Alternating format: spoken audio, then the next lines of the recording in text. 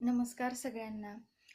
आजचा विषय आहे की वेळ. वेळ ही खूप वाईट आहे आणि कोणाकोणावर ती वेळ इतकी वाईट येते की माणसाचं आहे ना मन म्हणजे खूप खचून जातं. पण वेळ ही ती कायमपर्यंत तीच वेळ राहत नसते. ती कधी ना कधी बदलतच असते. खूप जणांच्या बाबतीत झालेलं असेल की वेळ ही वाईट वेळ ही खूप दिवस टिकत नाहीये.